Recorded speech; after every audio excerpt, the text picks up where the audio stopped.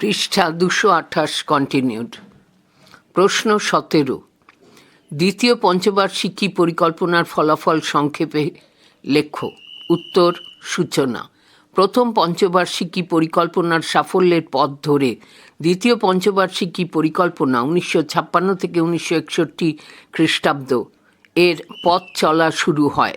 খাতায় কলমে 1951 খ্রিস্টাব্দে ভারতে পঞ্চবার্ষিকী পরিকল্পনা শুরু হলেও মূলত পরিকল্পিত পদ্ধতি মেনে বিভিন্ন ক্ষেত্রে গৃহীত পরিকল্পনাগুলির সঠিক ও সার্বিক রূপায়ণ শুরু হয় দ্বিতীয় পঞ্চবার্ষিকী পরিকল্পনার প্রথম বছর থেকেই। দ্বিতীয় পঞ্চবার্ষিকী পরিকল্পনার ফলাফল: 1. কৃষিক্ষেত্রে দ্বিতীয় পঞ্চবার্ষিকী পরিকল্পনাতেও কৃষিজ উৎপাদনের ক্ষেত্রে মোটামুটি সাফল্য এসেছিল, তবে এই পঞ্চবার্ষিকী পরিকল্পনাকালে প্রতিকূল প্রকৃতির দরুন কৃষিজ উৎপাদনের হার তেমনভাবে না বাড়ায় খাদ্যশস্য আমদানি করার প্রয়োজন দেখা দেয়। আসলে দ্বিতীয় পঞ্চবার্ষিকী পরিকল্পনায় ভারী শিল্পের দিকে গুরুত্ব দিতে গিয়ে কৃষিক্ষেত্রে পুঁজি বিনিয়োগে খামতি দেখা দেয়। পুঁজির অভাবে কৃষিক্ষেত্রে নির্ধারিত প্রতিটি প্রকল্পের রূপায়ণ দেরিতে হয়। এই পরিকল্পনাকালে দেশবাসীর মাথাপিছু আয় অল্প বিস্তর বাড়তে থাকায় খাদ্যের চাহিদাও বাড়তে থাকে। তাই উৎপাদন সেই মতো না হওয়ায় খাদ্য ঘাটতি মেটানোর জন্য খাদ্য আমদানি করতে হয়। দ্বিতীয় পঞ্চবার্ষিকী পরিকল্পনায় খাদ্যশস্য উৎপাদনের লক্ষ্যমাত্রা ছিল 8,50,00,000 টন, কিন্তু বাস্তবে উৎপাদন হয় মোট 7,97,00,000 টন। দ্বিতীয় পরিকল্পনায় কৃষিতে নতুন বিনিয়োগের জন্য বরাদ্দ ছিল মাত্র 181 কোটি টাকা, যা ছিল মোট বিনিয়োগের 4.8%, মোট সরকারি ব্যয়ের 3.8%। 2. শিল্পক্ষেত্রে দ্বিতীয় পঞ্চবার্ষিকী পরিকল্পনায় শিল্পের ওপর সবথেকে বেশি জোর দেওয়া হয়েছিল, তাই শিল্পক্ষেত্রে উল্লেখযোগ্য অগ্রগতি ঘটেছিল। এই পরিকল্পনাকালে ভারী শিল্পের বিকাশের লক্ষ্যে সরকারি উদ্যোগে মধ্যপ্রদেশের ভিলাইয়ে, ওড়িশার রাউরকেল্লায় এবং পশ্চিমবঙ্গের দুর্গাপুরে 3টি বড় আকারের ইস্পাত কারখানা গড়ে তোলা হয়। পৃষ্ঠা 229। এই 5 বছরে যদিও ইস্পাত পিণ্ডের উৎপাদনের লক্ষ্যমাত্রা ছিল 45 লক্ষ টন, কিন্তু প্রকৃতপক্ষে উৎপাদন হয় 35 লক্ষ টন। দ্বিতীয় পরিকল্পনা গ্রহণকালে পরিকল্পনাকারীরা এটা মনে রেখেছিলেন যে ভারী শিল্প যেহেতু পুঁজি প্রধান শিল্প, তাই কর্মসংস্থানের সুযোগ কমে যাবে। এই জন্য এ সময় ভারী শিল্পের পাশাপাশি কর্মসংস্থানের প্রয়োজনে গ্রামীণ ক্ষুদ্র ও কুটির শিল্পের দিকেও নজর দেওয়া হয়েছিল। এই পরিকল্পনাকালে ভারত বিশ্বব্যাংক ও আন্তর্জাতিক অর্থভাণ্ডার থেকে ঋণ নিয়েছিল। এছাড়াও কলম্বো পরিকল্পনা অনুযায়ী কমনওয়েলথভুক্ত দেশগুলির থেকেও ভারত ঋণ পেয়েছিল। শিল্পায়নের মূল কাঠামোর উন্নয়নের পাশাপাশি ভারী শিল্পের প্রয়োজনীয় যন্ত্রপাতি আমদানির জন্যই ভারতকে এই ঋণ নিতে হয়। দ্বিতীয় পরিকল্পনায় শিল্প ও খনি খাতে নতুন বিনিয়োগের জন্য বরাদ্দ ছিল 790 কোটি টাকা, যা ছিল মোট বিনিয়োগের 20.8%, মোট ব্যয়ের 16.5%। 3.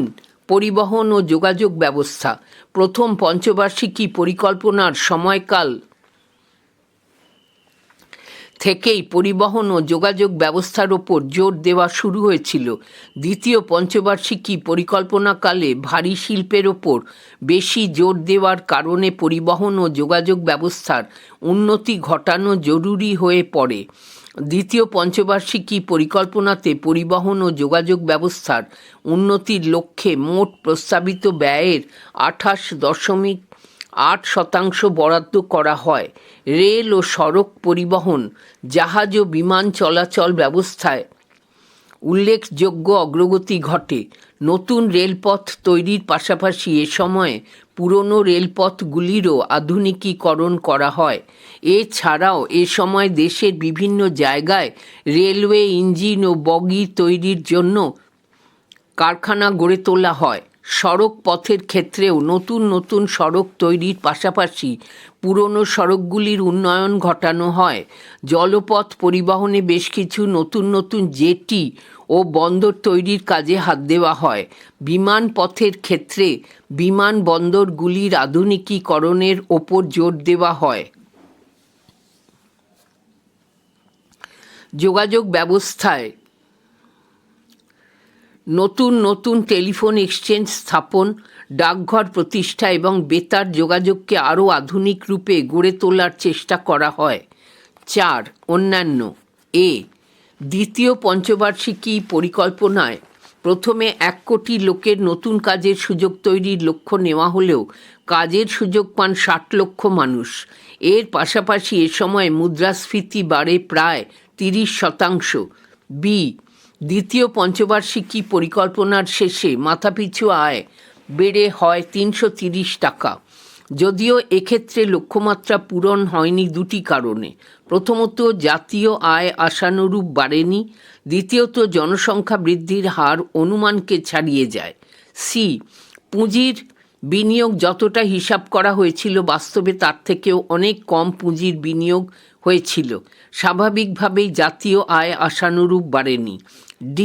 দ্বিতীয় পঞ্চবার্ষিকী পরিকল্পনাকালে রপ্তানিজাত জিনিসপত্রের দাম বাড়ার কারণে রপ্তানি মূল্য তেমনভাবে কমেনি, কিন্তু আমদানি বাড়ে প্রায় 60%। ফলাফল হিসেবে রপ্তানি বাড়িয়ে আমদানি মূল্য মেটাবারও সুযোগ তৈরি হয়নি। তাই দেখা যায় দ্বিতীয় পঞ্চবার্ষিকী পরিকল্পনার শেষে বাণিজ্য ঘাটতির পরিমাণ বেড়ে হয় 475 কোটি টাকা। মূল্যায়ন। দ্বিতীয় পঞ্চবার্ষিকী পরিকল্পনার মূল্যায়নে দেখা যায় বিভিন্ন ক্ষেত্রে সমানভাবে অগ্রগতি ঘটেনি, তবে সব মিলিয়ে মানুষের জীবনযাত্রার মানোন্নয়ন ঘটেছিল। তার পাশাপাশি সাক্ষরতার হার ও মানুষের গড় আয়ু বেড়েছিল। সদ্য স্বাধীন হওয়া একটি দেশের ক্ষেত্রে এটি কম কথা নয়। প্রশ্ন 18। তৃতীয় পঞ্চবার্ষিকী পরিকল্পনার ফলাফল সংক্ষেপে লেখো। উত্তর। সূচনা। বিভিন্ন ত্রুটি বিচ্যুতি থাকলেও প্রথম ও দ্বিতীয় পঞ্চবার্ষিকী পরিকল্পনা ভারতের জাতীয় অর্থনীতির ভিতকে অনেকটাই মজবুত করে দিয়ে যায়। অর্থনীতির সেই ভিতের ওপর দাঁড়িয়ে দেশকে এগিয়ে নিয়ে যাওয়ার লক্ষ্যে তৃতীয় পঞ্চবার্ষিকী পরিকল্পনার 1 এপ্রিল 1961 খ্রিস্টাব্দ 31 মার্চ 1966 খ্রিস্টাব্দ খসড়া রচনা করা হয়। তৃতীয় পঞ্চবার্ষিকী পরিকল্পনার ফলাফল। 1. কৃষিক্ষেত্রে তৃতীয় পঞ্চবার্ষিকী পরিকল্পনায় কৃষির ওপর পুনরায় বিশেষ নজর দেওয়া হয়। এর আগের পরিকল্পনায় শিল্প ও কৃষির মধ্যে যে ভারসাম্য ব্যাহত হয় তা আবার ফিরিয়ে আনার চেষ্টা শুরু হয়। পরিকল্পনার প্রথম 2 বছরে ধান এবং গম, 2 প্রধান খাদ্যশস্যেরই উৎপাদন কমে। চীনের ভারত সীমান্ত আক্রমণ 20 অক্টোবর 1962 খ্রিস্টাব্দ, ভারত পাক যুদ্ধ 6 সেপ্টেম্বর 1965 খ্রিস্টাব্দ ও খরার মতো প্রাকৃতিক বিপর্যয়, দেশের রাজনৈতিক স্থিতিশীলতার অভাব প্রভৃতি কারণে কৃষি সহ অন্যান্য ক্ষেত্রগুলির তেমন অগ্রগতি ঘটেনি। তাই দেখা যায় কৃষিজ উৎপাদন, বিশেষত তৈলবীজ, পাট ও তুলার উৎপাদন পরিকল্পনার 5 বছরে অনেকটাই কমে যায়, আর খাদ্যশস্যের উৎপাদনও তার সঙ্গে তাল মিলিয়ে কমে। অথচ খাদ্য সমস্যার দীর্ঘমেয়াদী সমাধানের লক্ষ্যে লাল বাহাদুর শাস্ত্রী প্রতিষ্ঠা করেন ফুড কর্পোরেশন অফ ইন্ডিয়া। তাছাড়া তৃতীয় পঞ্চবার্ষিকী পরিকল্পনার প্রথম বছর থেকেই জেলাভিত্তিক নিবিড় কৃষি কর্মসূচি চালু করা হয়েছিল, পরে যা বদলে করা হয় নিবিড় কৃষি এলাকা কর্মসূচিতে। এই 2 কর্মসূচিতেই নির্বাচিত এলাকাগুলিতে সকল কৃষি উপকরণের সাহায্যেই কৃষিকাজের উদ্যোগ নেওয়া হয়েছিল। তা সত্ত্বেও কৃষির অগ্রগতি তেমন ঘটেনি। তাই দেখা যায় তৃতীয় পঞ্চবার্ষিকী পরিকল্পনার 5 বছরে খাদ্য আমদানি করতে গিয়ে প্রায় 1100 কোটি টাকা খরচ হয়। 2. শিল্পক্ষেত্রে কৃষির মতো শিল্পক্ষেত্রেও একই কারণগুলির জন্য তেমন অগ্রগতি ঘটেনি এবং লক্ষ্যমাত্রাও পূরণ হয়নি। তার ওপর ইস্পাত, কয়লা ও সিমেন্ট প্রভৃতি ক্ষেত্রে উৎপাদনের হার ছিল লক্ষ্যমাত্রার থেকে অনেক নিচে। ছোট বড় শিল্প ও খনি খাতে মোট প্রস্তাবিত বিনিয়োগের 24% বিনিয়োগ করার লক্ষ্যমাত্রা ধার্য হয়েছিল। এর পাশাপাশি গ্রামীণ ও ক্ষুদ্র শিল্পের ওপরেও নজর দেওয়ার কথা বলা হয়েছিল, কিন্তু সেগুলিতেও উল্লেখযোগ্য অগ্রগতি ঘটেনি। পৃষ্ঠা 230। তবে কিছু সংগঠিত শিল্পে যেমন অ্যালুমিনিয়াম, বিভিন্ন ধরনের বৈদ্যুতিক সরঞ্জাম, বিভিন্ন যন্ত্রপাতি, চিনি শিল্প প্রভৃতি ক্ষেত্রে মোটামুটি একটা অগ্রগতি লক্ষ্য করা যায়। সাফল্যের বিচারে প্রথম পঞ্চবার্ষিকী পরিকল্পনার তুলনায় তৃতীয় পঞ্চবার্ষিকী পরিকল্পনার শেষে বিদ্যুতের স্থাপিত ক্ষমতা 4.5 গুণ বাড়ে। বিদ্যুৎ দীপ্ত ছোট ছোট শহর ও গ্রামের সংখ্যা প্রায় 14 গুণ বাড়ে। 3. আন্তর্জাতিক বাণিজ্যে যুদ্ধ ও খরার প্রভাবে আন্তর্জাতিক বাণিজ্যেও ভাটা দেখা দেয়। যুদ্ধের কারণে অস্ত্রশস্ত্র আমদানির প্রয়োজনীয়তা দেখা দেওয়ায় রপ্তানি বাড়ানোর এবং রপ্তানিযোগ্য জিনিসপত্রের ওপর ভর্তুকি দেওয়ার সিদ্ধান্ত নেওয়া হয়। কিন্তু সে সময় আন্তর্জাতিক বাজার অন্যান্য দেশের নিত্য নতুন স্বল্প মূল্যের জিনিসপত্রে ভরে ওঠায় মান্ধাতা আমলের ভারতের জিনিসপত্রের তেমন কদর ছিল না। তবুও প্রতিযোগিতায় লড়াই করে ভারতের পণ্য সামগ্রীর রপ্তানি বাড়ে প্রায় 24% আর আমদানি বাড়ে প্রায় 20%।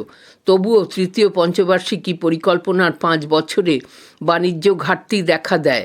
তার উপর ভারত পাক যুদ্ধ শুরু হলে বিশ্বব্যাংক এবং পাশ্চাত্য দেশগুলি যুদ্ধরত দুই দেশকেই সাহায্য দেওয়া বন্ধ করলে ভারতের আন্তর্জাতিক বাণিজ্যের ক্ষেত্রে সংকট আরও তীব্র হয়।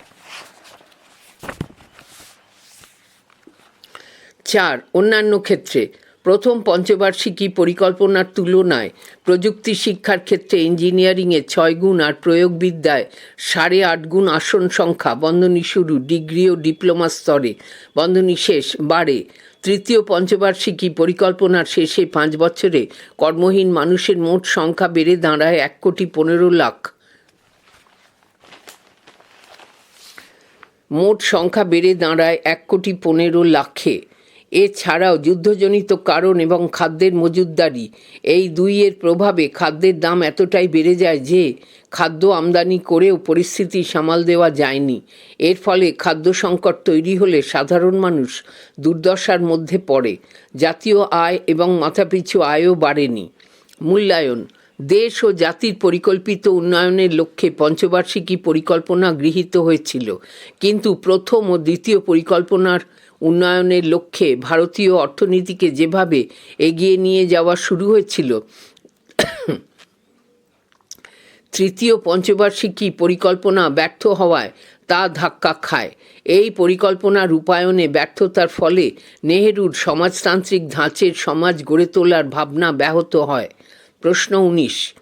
স্বাধীন ভারতের সামাজিক ক্ষমতায়নের নানা দিকগুলি আলোচনা করো। উত্তর। সূচনা। সুবিশাল ভারতবর্ষে নানা ধর্ম, বর্ণ, জাতি, ভাষা, বেশভূষা, খাদ্যাভ্যাস, ধনী দরিদ্র নির্বিশেষে বিভিন্ন সামাজিক অবস্থানের মানুষ বসবাস করেন, কিন্তু ভারতীয় সংবিধানে এরা সকলেই সমান মর্যাদার অধিকারী।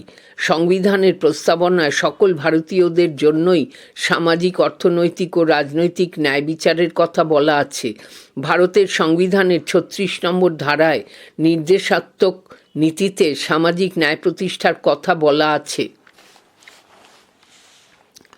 স্বাধীন ভারতে সামাজিক ক্ষমতায়নের নানা দিক। 1. উপজাতি সম্প্রদায়ের সামাজিক উন্নয়ন। 1947 খ্রিস্টাব্দে ভারত স্বাধীন হওয়ার পর উপজাতি জনগোষ্ঠীকে ভারতীয় জাতীয় জনজীবনে মূল স্রোতের সঙ্গে যুক্ত করার চেষ্টা করা হচ্ছে। ফুটনোট। ভারতের বিভিন্ন অঞ্চলে উত্তর পূর্ব ভারত, উড়িষ্যা, বিহার, ছত্তিশগড়, ঝাড়খণ্ড, পশ্চিমবঙ্গ, গুজরাট, রাজস্থান, মধ্যপ্রদেশ, মহারাষ্ট্র প্রভৃতি রাজ্যের বিস্তীর্ণ বনাঞ্চল ও পার্বত্য এলাকা জুড়ে প্রায় 700 উপজাতি গোষ্ঠী বসবাস করে। মূল পাঠে ফিরে এলাম। সামাজিক বৈষম্য, শোষণ ও বঞ্চনার কারণে এরা নিজস্ব উপজাতীয় ঐতিহ্য, সংস্কৃতি, ভাষা ও জীবনযাপন পদ্ধতিকে আঁকড়ে ধরে সমাজ থেকে নিজেদেরকে বিচ্ছিন্ন করে নিয়ে বেঁচে থাকত। ভারতের সংবিধানের 46 নম্বর ধারায় এই সকল উপজাতি গোষ্ঠীর লোকেদের শিক্ষাগত ও সামাজিক মানোন্নয়নের পাশাপাশি সামাজিক বৈষম্য, শোষণ ও বঞ্চনা থেকে মুক্তির কথা বলা হয়েছে।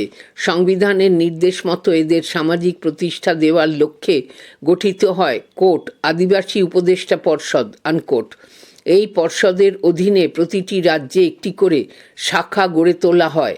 এছাড়াও সরকারি তরফে উপজাতি গোষ্ঠীর লোকেদের জন্য প্রাথমিক থেকে উচ্চশিক্ষা পর্যন্ত সুযোগ দান, চাকুরি দান, চাকরির সংরক্ষণ ও উন্নয়ন, উপজাতি গোষ্ঠীর নিজস্ব ভাষা সংস্কৃতি উন্নতি ও বিকাশ, নির্বাচনী ব্যবস্থা এবং প্রশাসনিক পদগুলিতে উপজাতি গোষ্ঠীর জন্য আলাদাভাবে সংরক্ষণের নিয়ম নীতি নির্ধারণ করা হয়েছে।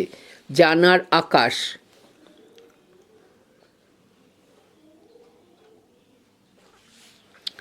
বহুদিন ধরেই আমাদের সমাজে অস্পৃশ্য বা অচ্যুত বলে উল্লিখিত দলিতদের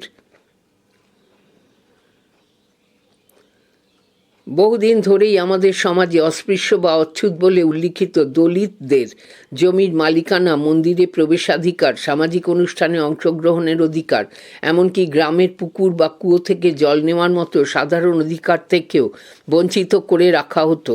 অথচ ভারতের প্রত্যন্ত গ্রামগুলিতে এই অস্পৃশ্য বলে ঘৃণা ছুঁড়ে দেওয়া লোকেরাই যাবতীয় দৈনিক পরিশ্রমের কাজগুলি করত। স্বাধীনতার আগে গান্ধীজি এই অস্পৃশ্যদের হরিজন অর্থাৎ ঈশ্বরের জন বলে তাদেরকে কাছে টেনে নেন এবং তাদের পাশে দাঁড়ান। অস্পৃশ্যদের মন্দিরে প্রবেশাধিকার নিয়ে আন্দোলন শুরু করেন পেরিয়ার, ইরোড ভেঙ্কটাপ্পা রামাস্বামী, বাবা সাহেব আম্বেদকর। অস্পৃশ্যদের সামাজিক প্রতিষ্ঠা দেওয়ার লক্ষ্যে আন্দোলন শুরু করেন। দরিদ্রের স্বার্থরক্ষার লক্ষ্যে আম্বেদকর গান্ধীজির সঙ্গে পুনা চুক্তি স্বাক্ষর করেন এবং পরে কোট সর্বভারতীয় তফসিলি ফেডারেশন আনকোট গঠন করেন। 2. জাতিভেদ ও অস্পৃশ্যতা দূরীকরণ। স্বাধীনতার পর ভারতীয় সংবিধানে অস্পৃশ্যতা দূরীকরণ নীতি সংযোজিত হয়। 1955 খ্রিস্টাব্দে অস্পৃশ্যতা বিরোধী আইন চালু হয়। এই আইনে অস্পৃশ্যতা দণ্ডনীয় অপরাধ বলে ঘোষিত হয় এবং মন্দিরে প্রবেশের দরজা অস্পৃশ্যদের জন্য খুলে দেওয়া হয়। এছাড়াও সরকারি শিক্ষা প্রতিষ্ঠান, চাকুরিতে উন্নয়ন, চাকুরির দান, চাকুরির সংরক্ষণ ও উন্নয়ন এবং বিভিন্ন প্রতিনিধিত্বমূলক সংস্থায় তফসিলি জাতি, উপজাতি ও অন্যান্য দুর্বল জাতি গোষ্ঠীগুলির জন্য আসন সংরক্ষণের সিদ্ধান্ত নেওয়া হয়। তাদের সামাজিক মর্যাদা বাড়ানোর জন্য স্কলারশিপ প্রদান, পৃষ্ঠা 231। শিক্ষা গ্রহণ সহ বিভিন্ন ক্ষেত্রে ঋণ দান, অনুদান, গৃহ নির্মাণ, স্বাস্থ্যরক্ষা সহ নানা রকম সুবিধার আওতায় আনা হয়। শুধু তাই নয়, সংসদ, বিধানসভা ও প্রশাসনে তাদের জন্য আসন সংরক্ষণের ব্যবস্থা করা হয়। 3. নারীর মর্যাদা ও অধিকার প্রতিষ্ঠা। স্বাধীন ভারত সরকার সমাজে নারীর মর্যাদা ও অধিকার প্রতিষ্ঠার লক্ষ্যে ভারতীয় পার্লামেন্ট বা সংসদে হিন্দু কোড বিল বা হিন্দু বিবাহ আইন উত্থাপন করে। প্রস্তাবিত এই বিলে বিয়ের বয়স বাড়ানো, বাল্যবিবাহ ও বহু বিবাহ নিষিদ্ধ করা, অসবর্ণ বিবাহে স্বীকৃতি দান, মহিলাদের কেউ বিবাহ বিচ্ছেদের অধিকার দান, পারিবারিক সম্পত্তিতে মহিলাদের অধিকারকে স্বীকৃতি দান ইত্যাদির প্রস্তাব রাখা হয়। কিন্তু সে সময় কয়েকটি দক্ষিণপন্থী ও রক্ষণশীল দলের বিরোধিতার কারণে বিলটি পাশ করা যায়নি। তবে 1951-52 সাধারণ নির্বাচনে জিতে প্রধানমন্ত্রী জওহরলাল নেহেরু রাষ্ট্রপতির অনুমোদনের পর বিলটিকে আইনে পরিণত করেন। 20 মে 1961 খ্রিস্টাব্দে পণ প্রথা বিরোধী আইন পাশ হলে বিয়ের সময় পণ বা যৌতুক নেওয়া বা দেওয়া নিষিদ্ধ বলে ঘোষিত হয়। এসবের পাশাপাশি ভারতীয় সংবিধানে 326 নম্বর অনুচ্ছেদে নারীদের জন্য 33% আসন সংরক্ষণ করা হয়েছে। লোকসভা এবং বিধানসভাতে মোট আসনের 33% মহিলাদের জন্য সংরক্ষণ করার লক্ষ্যে মহিলা সংরক্ষণ বিল পেশ করা হয়েছে। স্বাধীনতার পরে গড়ে ওঠা হায়দ্রাবাদের অন্বেষী সংস্থা, বোম্বাইয়ের কোর্ট স্ত্রী মুক্তি সংগঠন আনকোট, পুনার কোর্ট পুরোগামী স্ত্রী সংগঠন আনকোট সহ একাধিক নারী সংগঠন ও সংস্থা নারীর মর্যাদা ও অধিকার রক্ষার পাশাপাশি নারীর ক্ষমতায়নে গুরুত্বপূর্ণ ভূমিকা নিয়েছে। রাষ্ট্রপতি, প্রধানমন্ত্রী, মুখ্যমন্ত্রী থেকে শুরু করে গ্রামীণ পঞ্চায়েত বা শহরের পৌরসভা পর্যন্ত সব ক্ষেত্রে, এমনকি রাষ্ট্রদূত, জাতিপুঞ্জের সাধারণ সভায় রাজনৈতিক দলের নেতৃত্ব দানের ক্ষেত্রে নারীরা গুরুত্বপূর্ণ ভূমিকা পালন করে চলেছে। 4. গ্রামোন্নয়ন। গ্রামের উন্নয়নের লক্ষ্যে 2 ধরনের কর্মসূচি নেওয়া হয়, যথা 1. সমষ্টি উন্নয়ন কর্মসূচি। 1952 খ্রিস্টাব্দে সমষ্টি উন্নয়ন কর্মসূচি অনুযায়ী 55টি ব্লক গঠন করা হয়। ফুটনোট: 2 অক্টোবর 1952 খ্রিস্টাব্দে 300টি গ্রাম নিয়ে সমষ্টি উন্নয়ন পরিকল্পনা শুরু হয়, যাতে মোট 55টি উন্নয়ন প্রকল্প ছিল, যাতে অন্তর্ভুক্ত জমি ছিল 1,50,000 একর আর জনসংখ্যা ছিল 2 লক্ষ। প্রতিটি উন্নয়ন এলাকা 100টি গ্রাম নিয়ে, জনসংখ্যা প্রায় 65,000। মোট 3টি বিভাগে বিভক্ত ছিল। 20টি গ্রাম নিয়ে এক একটি বিভাগ গঠিত থাকত, যার অধীনে থাকত 5টি করে গ্রাম। গ্রামগুলির দায়িত্ব দেওয়া হতো গ্রাম সেবকদের হাতে। মূল পাঠে ফিরে এলাম।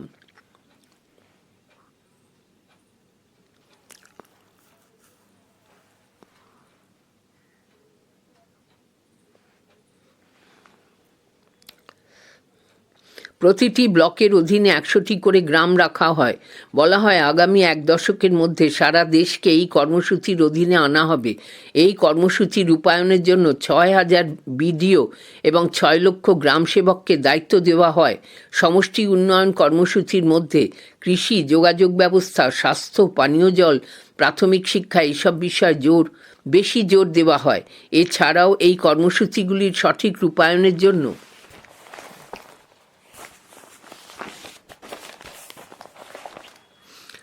জনগণের কাছে সাহায্যের আবেদন জানানো হয়। এই কর্মসূচির ফলস্বরূপ কৃষিজ ফসলের উৎপাদন বাড়ে, নতুন রাস্তা তৈরি হয়, বিদ্যালয় ও প্রাথমিক স্বাস্থ্যকেন্দ্র প্রতিষ্ঠিত হয় এবং পুকুর ও নলকূপ খনন করা হয়। 2. পঞ্চায়েত ব্যবস্থা। 1957 খ্রিস্টাব্দে গঠিত বলবন্তরাও মেহতা কমিটির সুপারিশ মেনে 30 স্তর গ্রাম পঞ্চায়েত ব্যবস্থা চালু করা হয় 1959 খ্রিস্টাব্দ থেকে। 30 স্তর পঞ্চায়েত ব্যবস্থা অর্থাৎ জেলা পরিষদ, পঞ্চায়েত সমিতি এবং গ্রাম পঞ্চায়েত ব্যবস্থার দ্বারা স্বশাসিত গণতান্ত্রিক পরিকাঠামো গঠন করা হয়। এর ফলে জনগণ সরকারি গ্রামীণ বিকাশ কর্মসূচিতে যোগ দেওয়ার সুযোগ পায়। গ্রামাঞ্চলগুলিতে সমবায় ব্যাংক, গণপরিষেবা সংস্থা, বিপণন সংস্থার মতো হাজার হাজার সমবায় সংস্থা গড়ে তোলা হয়। জনগণের দ্বারা নির্বাচিত সদস্যদের দ্বারা এগুলি পরিচালিত হয়। ফলে সার্বিক রূপে গ্রামীণ মানুষের উন্নয়ন ঘটে। 5. শিক্ষার বিস্তার। স্বাধীনতার পর থেকেই শিক্ষার উন্নতি ও প্রসারের লক্ষ্যে সরকারি উদ্যোগ শুরু হয়। ভারতীয় সংবিধানে বলা হয় 1961 খ্রিস্টাব্দের মধ্যে 14 বছর বয়স পর্যন্ত সকল বালক বালিকার জন্য অবৈতনিক ও বাধ্যতামূলক শিক্ষার ব্যবস্থা করতে হবে। সরকারি উদ্যোগে 1951 থেকে 1961 খ্রিস্টাব্দের মধ্যে অর্থাৎ 10 বছরের মধ্যে স্কুলে পাঠরত ছাত্রের সংখ্যা বেড়ে হয় দ্বিগুণ আর ছাত্রীর সংখ্যা বেড়ে হয় 3 গুণ। ফুটনোট: 10 বছরে প্রাথমিক শিক্ষার ক্ষেত্রে প্রথম শ্রেণী থেকে ষষ্ঠ শ্রেণী ছাত্র সংখ্যা 13.77 মিলিয়ন থেকে বেড়ে হয় 32.18 মিলিয়ন। মেয়েদের ক্ষেত্রে এই হার ছিল 5.38 মিলিয়ন থেকে 12.19 মিলিয়ন। মাধ্যমিক শিক্ষার ক্ষেত্রেও ছাত্র সংখ্যা বেড়েছিল 1.02 মিলিয়ন থেকে 4.08 মিলিয়ন, প্রায় 4 গুণ, এবং ছাত্রী সংখ্যা বেড়েছিল 0.19 মিলিয়ন থেকে 1.2 মিলিয়ন, প্রায় 6.5 গুণ। মূল পাঠে ফিরে এলাম। এই সময়সীমার মধ্যে প্রাথমিক শিক্ষা এবং মাধ্যমিক শিক্ষা উভয় ক্ষেত্রেই ছাত্রছাত্রীর সংখ্যা যথেষ্ট বৃদ্ধি পায়। এই 10 বছরে মাধ্যমিক স্কুলের সংখ্যাও 7,288 থেকে বেড়ে হয় 24,777টি। স্বাধীনতার সময় মোট বিদ্যালয়ের সংখ্যা ছিল 18টি। সেগুলিতে ছাত্র সংখ্যা ছিল প্রায় 3 লক্ষ।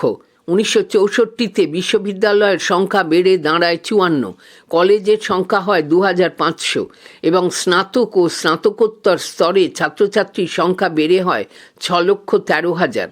শিক্ষা মূলত রাজ্য তালিকাভুক্ত বিষয় হলেও নেহেরুর প্রধানমন্ত্রিত্বকালে কেন্দ্রীয় সরকারের তরফ থেকে রাজ্য সরকারগুলিকে শিক্ষা খাতে খরচ না কমানোর নির্দেশ দেওয়া হতো। তৃতীয় পঞ্চবার্ষিকী পরিকল্পনা শেষ হলে দেখা যায় 6 থেকে 14 বছরের ছেলে মেয়েদের মধ্যে শতকরা 100 ভাগকে স্কুলে পঠন পাঠনের আওতায় আনা সম্ভব হয়েছিল। সমাজের অনগ্রসর নিম্নবর্ণের তফসিলি সম্প্রদায় ও আদিবাসীদের মধ্যে শিক্ষার তেমনভাবে প্রসার ঘটানো যায়নি। 1951 থেকে 1961 খ্রিস্টাব্দ এই সময়কালে তফসিলি সম্প্রদায়ের মধ্যে শিক্ষিতের হার ছিল মাত্র 10.27%। স্বাধীনতার পর থেকে শিক্ষার সার্বিক প্রসারের লক্ষ্যে ডক্টর সর্বপল্লী রাধাকৃষ্ণনের নেতৃত্বে বিশ্ববিদ্যালয় শিক্ষা কমিশন ও কোঠারি কমিশন গঠিত হয়। এছাড়াও উচ্চশিক্ষা ব্যবস্থার উন্নতি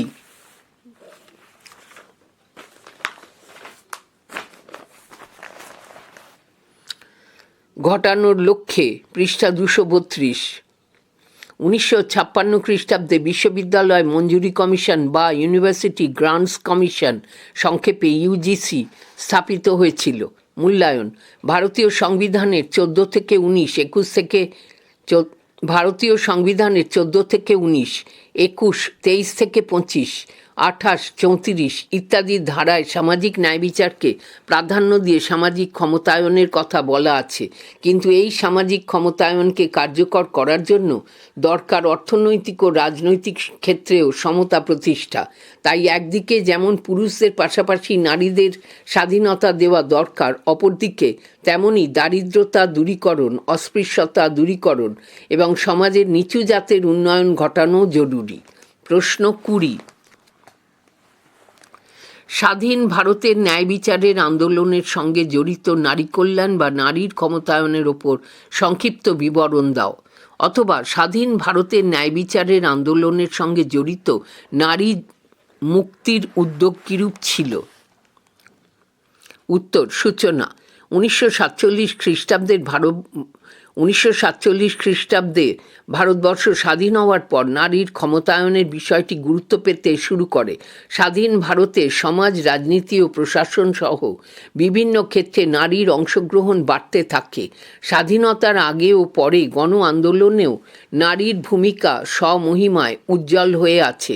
স্বাধীনতার পরে নারীর ক্ষমতায়ন: 1. বিভিন্ন সরকারি আইন প্রণয়ন। স্বাধীন ভারত সরকার নারীদের মর্যাদা ও অধিকার প্রতিষ্ঠার জন্য একের পর এক আইন চালু করে। 1. হিন্দু কোড বিল। 1951 খ্রিস্টাব্দে ভারতীয় পার্লামেন্টে বা সংসদে হিন্দু কোড বিল বা হিন্দু বিবাহ আইন উত্থাপন করা হয়। কংগ্রেসের একাংশ এবং সংসদের মহিলা সদস্যগণ বিলটির প্রতি সমর্থন জানালেও অনেকেই এর বিরোধিতা করেন। প্রস্তাবিত এই বিলে মেয়েদের বিয়ের বয়স বাড়ানোর কথা বলা হয়। বাল্যবিবাহ ও বহু বিবাহ নিষিদ্ধ করার প্রস্তাব রাখা হয়। অসবর্ণ বিবাহের প্রতি স্বীকৃতি জানানো হয়। পুরুষদের পাশাপাশি মহিলাদেরকেও বিবাহ বিচ্ছেদের অধিকার দেওয়া হয়।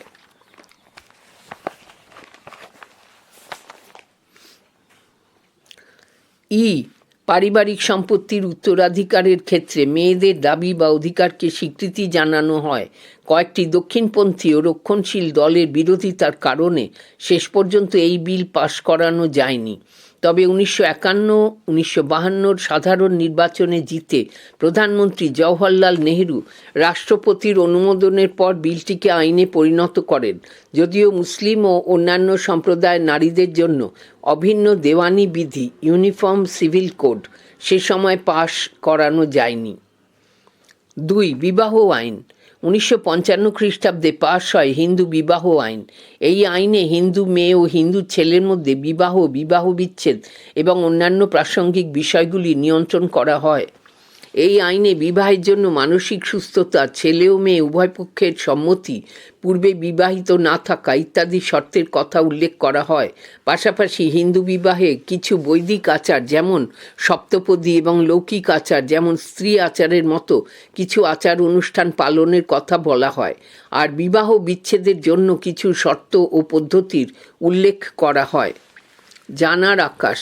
হিন্দু কোড বিল আইনে পরিণত হওয়ার পর এই বিলের অংশগুলি আলাদা আলাদাভাবে বিভিন্ন বিধি হিসেবে গৃহীত হয়, যেমন হিন্দু বিবাহ বিধি, হিন্দু উত্তরাধিকার বিধি, হিন্দু অপ্রাপ্তবয়স্ক ও অভিভাবকত্ব বিধি এবং হিন্দু দত্তক ও খোরপোশ প্রভৃতি বিধি।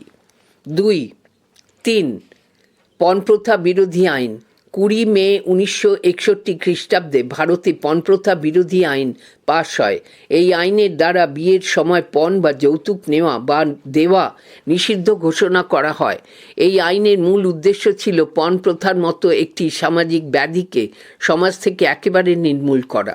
নারীদের ওপর নির্যাতন ও বৈষম্য বন্ধ করার জন্য পণ প্রথা বিরোধী আইন প্রণয়নের দরকার ছিল।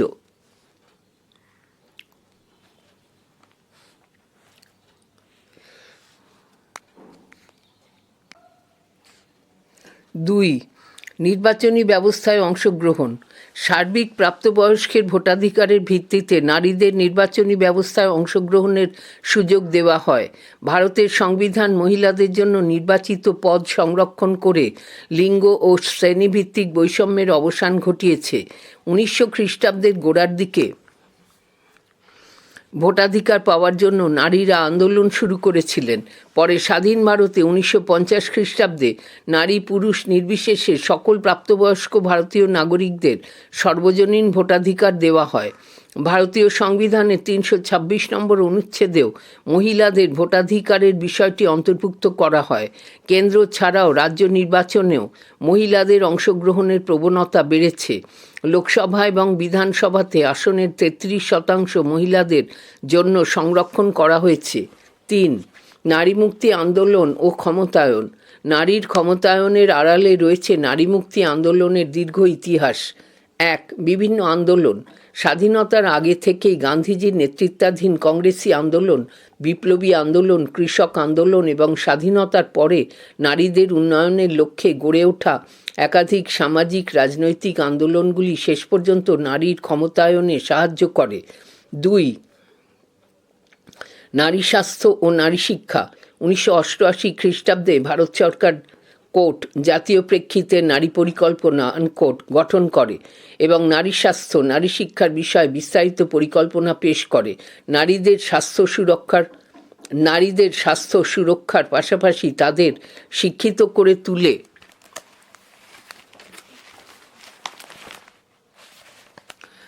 নারীর ক্ষমতায়নের বিষয়ে পৃষ্ঠা 233 সমগ্র নারী সমাজকে সচেতন করে তোলা হয়। 3. প্রশাসনে অংশগ্রহণ। নারীরা আজ প্রশাসনের বিভিন্ন স্তরের বিভিন্ন প্রশাসনিক পদে অংশগ্রহণ করে চলেছেন। দেশের সর্বোচ্চ পদগুলি থেকে পঞ্চায়েত ব্যবস্থা পর্যন্ত অর্থাৎ রাষ্ট্রপতি, প্রধানমন্ত্রী, মুখ্যমন্ত্রী সহ বিভিন্ন প্রশাসনিক আধিকারিক থেকে শুরু করে একেবারে জেলা পরিষদ, পঞ্চায়েত বা পৌরসভা পর্যন্ত আজকে মহিলাদের অবাধ অংশগ্রহণ দেখা যায়। শুধু তাই নয়, রাষ্ট্রদূত, জাতিপুঞ্জের সাধারণ সভায় সভাপতিত্ব করার পাশাপাশি বিভিন্ন রাজনৈতিক দলের নেতৃত্ব দানের প্রশ্নেও নারীরা আজ পুরুষদের মতোই সমান ক্ষমতার অধিকারী। আজ ভারত জুড়ে লক্ষ লক্ষ নারী এভাবেই প্রশাসনিক পদ থেকে শুরু করে বিভিন্ন গুরুত্বপূর্ণ পদের দায়িত্ব পালন করে চলেছেন। মূল্যায়ন। 2001 খ্রিস্টাব্দে ভারত সরকার নারীর ক্ষমতায়নের জন্য একটি জাতীয় নীতি পাশ করিয়েছে। এই নীতিটি মূলত নারীর অগ্রগতি, মূল্যায়ন এবং ক্ষমতায়নের বিষয় অত্যন্ত গুরুত্বপূর্ণ। ভারত সরকারের NMEW national mission of empowerment of women এর অধীনে মহিলাদের মর্যাদা, অধিকার ও ক্ষমতা প্রতিষ্ঠার জন্য বিভিন্ন কর্মসূচিতে একত্রিত করে উদ্যোগ নেওয়া হয়। ফুটনোট: NMEW এর লক্ষ্য হল দক্ষতা বিকাশ, ক্ষুদ্র ঋণ, বৃত্তিমূলক প্রশিক্ষণ এবং উদ্যোক্তার মাধ্যমে মেয়েদের এবং মহিলাদের অর্থনৈতিক ক্ষমতায়ন বাড়ানো। মূল পাঠে ফিরে এলাম। প্রশ্ন 21। স্বাধীনতার পর ভারতের অর্থনীতিতে উদারীকরণ নীতির সংক্ষিপ্ত পরিচয় দাও। উত্তর: সূচনা: স্বাধীন ভারতে 1991 খ্রিস্টাব্দ থেকে অর্থনীতিতে উদারীকরণের যুগ শুরু হয়। প্রধানমন্ত্রী PV নরসিম্হা রাও ও অর্থমন্ত্রী মনমোহন সিংয়ের আমল থেকে ভারতীয় অর্থনীতিকে আরও উন্মুক্ত ও বাজারভিত্তিক করার লক্ষ্যে সরকারি উদ্যোগে বিভিন্ন ক্ষেত্রে আর্থিক সংস্কার ঘটানো হয়। এই ধরনের আর্থিক সংস্কার কর্মসূচি অর্থনৈতিক উদারীকরণ নামে পরিচিত। ভারতের অর্থনীতিতে উদারীকরণ নীতি। 1. বৈশিষ্ট্য: 1. লাইসেন্স প্রথার বিলুপ্তি। স্বাধীনতার পর প্রথম প্রধানমন্ত্রী জওহরলাল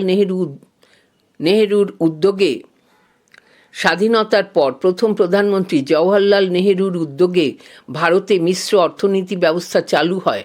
এ সময় অর্থনীতির ওপর সরকারি নিয়ন্ত্রণ বা লাইসেন্সিং ব্যবস্থা কার্যকর করা হয়।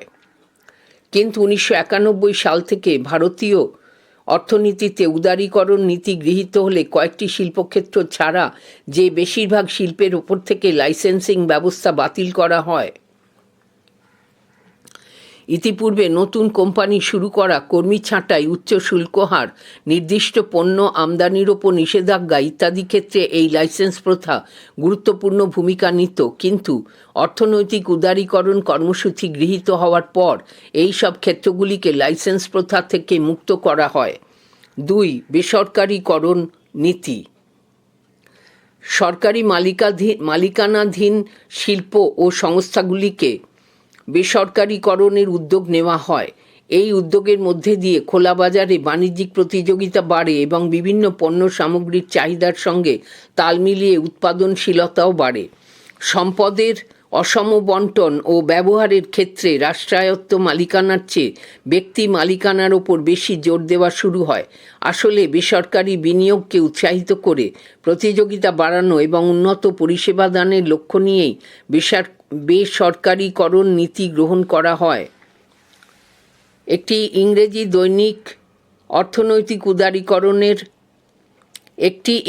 দৈনিকে অর্থনৈতিক উদারীকরণের সংবাদ ছাপা হয়েছে। সংবাদপত্রের সেই অংশটি এখানে তুলে ধরা হয়েছে। 3. প্রত্যক্ষ বিদেশি বিনিয়োগ। সরকারি তরফে অর্থনীতির বিভিন্ন ক্ষেত্রে সরকারি বিদেশি কোম্পানিগুলিকে ভারতে বিনিয়োগের অনুমতি দেওয়া হয়। এক্ষেত্রে বিদেশি বিনিয়োগের ওপর বিধিনিষেধ তুলে নিয়ে সরাসরি বিদেশি বিনিয়োগকে উৎসাহিত করা হয়। 4. শিল্পনীতিতে শিথিলতা। বিভিন্ন ধরনের শিল্প স্থাপন এবং সেগুলি পরিচালনার জন্য লাইসেন্স ব্যবস্থাকে অনেক সহজ করা হয়। প্রচলিত শিল্পের যাতে সহজে প্রসার ঘটে তার জন্য লাইসেন্স ব্যবস্থার বিধিনিষেধগুলিতে বদল আনা হয়। 2. সরকারি উদ্যোগ। স্বাধীনতার পর ভারতের প্রথম প্রধানমন্ত্রী জওহরলাল নেহেরু সমাজতান্ত্রিক ধাঁচের সমাজ গঠনের লক্ষ্যে মিশ্র অর্থনীতির পরিকল্পনা গ্রহণ করেন। এই মিশ্র অর্থনীতিতে দেশের অর্থনৈতিক উন্নয়নের দায়িত্ব রাষ্ট্রীয় উদ্যোগ ও বেসরকারি উদ্যোগের মধ্যে ভাগ করে দেওয়া হয়। নেহেরুর সভাপতিত্বে গঠিত হয় ভারতীয় পরিকল্পনা কমিশন। এই পরিকল্পনা কমিশন অর্থনীতিকে মজবুত করার লক্ষ্যে প্রতি 5 বছর অন্তর পঞ্চবার্ষিকী পরিকল্পনা গ্রহণ ও তার রূপায়ণ শুরু করে। পরবর্তী সময়ে প্রধানমন্ত্রী PV নরসিম্হা রাও এবং অর্থমন্ত্রী ডক্টর মনমোহন সিং এর আমলে ভারতের অর্থনৈতিক ক্ষেত্রে উদারীকরণ কর্মসূচি গৃহীত হয়। এই সময়ের সংস্কারগুলি ভারতের অর্থনীতিতে এক নতুন গতি আনে। পৃষ্ঠা 234। অর্থমন্ত্রী মনমোহন সিং প্রথমেই ভারতের অর্থনীতিকে নিয়ন্ত্রণমুক্ত করার উদ্যোগ নেন। তিনি অর্থনীতির ওপর রাষ্ট্রের নিয়ন্ত্রণের কড়াকড়ি শিথিল করেন এবং আমদানি শুল্ক কমান। এসবের পাশাপাশি প্রত্যক্ষ বৈদেশিক বিনিয়োগের FDI বিধিনিষেধগুলি তুলে নেওয়া হয়। রাষ্ট্রায়ত্ত কোম্পানিগুলির বেসরকারীকরণের প্রক্রিয়া শুরু হয়। 3. ফলাফল। ভারতীয় অর্থনীতিতে উদারীকরণ নীতির ফলাফল ছিল ইতিবাচক। উদারীকরণের ফলে ভারতীয় অর্থনীতির সমৃদ্ধি ও প্রসার ঘটে। ভারতীয় অর্থনীতিতে সর্বোচ্চ 9% জিডিপি গ্রস ডোমেস্টিক প্রোডাক্ট এর হার বাড়ে। উদারীকরণের ফলাফল হিসেবে শিল্পায়নের প্রসার ঘটলে নতুন নতুন কাজের সুযোগ তৈরি হয়, বেকারত্বের সংখ্যা কমতে শুরু করে। উদারীকরণের ফলে বাজারে প্রতিযোগিতা বাড়ে। এর সুফল হিসেবে গ্রাহক বা ক্রেতারা কম দামে উন্নতমানের পণ্য সামগ্রী এবং পরিষেবা লাভের সুযোগ পান। সবথেকে বড় কথা, প্রতিযোগিতার কারণে পণ্যের বৈচিত্র্য বাড়ে, তাই গ্রাহকরা নিজেদের পছন্দমতো পণ্য সামগ্রী বা পরিষেবা বেছে নেওয়ার সুযোগ পান। উদারীকরণের ফলে তথ্য প্রযুক্তি ও পরিষেবা ক্ষেত্রে দ্রুত প্রসার ঘটে। তথ্য প্রযুক্তি শিল্পে নতুন নতুন কোম্পানির প্রবেশ শুরু হয়। বিদেশি বিনিয়োগ এবং বিদেশি উন্নত প্রযুক্তির ফলে ভারতীয় তথ্য প্রযুক্তি কোম্পানিগুলির দক্ষতা ও মান বাড়ে। মূল্যায়ন 1990-এর দশকে ভারতীয় উদারীকরণ নীতি একদিকে যেমন ভারতীয় অর্থনীতিকে মজবুত করে এবং উন্নতির পথে এগিয়ে নিয়ে যায়, অপরদিকে তেমনই এই উদারীকরণ নীতির দরুন সমাজে আয় বৈষম্য বাড়ে। কম মূলধন বিশিষ্ট ছোটোখাটো ব্যবসাগুলি পিছিয়ে পড়ে।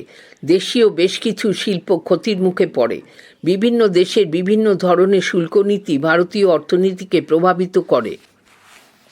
সময় সারণী। সময়কাল খ্রিস্টাব্দ। ঘটনা 1946 খ্রিস্টাব্দ 9ই ডিসেম্বর গণপরিষদের প্রথম অধিবেশন অনুষ্ঠিত হয় এবং ডক্টর সচ্চিদানন্দ সিনহা অস্থায়ী সভাপতি নির্বাচিত হন। 11ই ডিসেম্বর ডক্টর রাজেন্দ্র প্রসাদ গণপরিষদের স্থায়ী সভাপতি নির্বাচিত হন। 13ই ডিসেম্বর জওহরলাল নেহেরু কোট লক্ষ্যমূলক প্রস্তাব উত্থাপন করেন। 1947 সাল 1947 খ্রিস্টাব্দ 15ই আগস্ট ভারত স্বাধীনতা লাভ করে। 29শে আগস্ট ডক্টর বি.আর. আম্বেদকরের সভাপতিত্বে সংবিধান রচনার জন্য খসড়া কমিটি গঠিত হয়।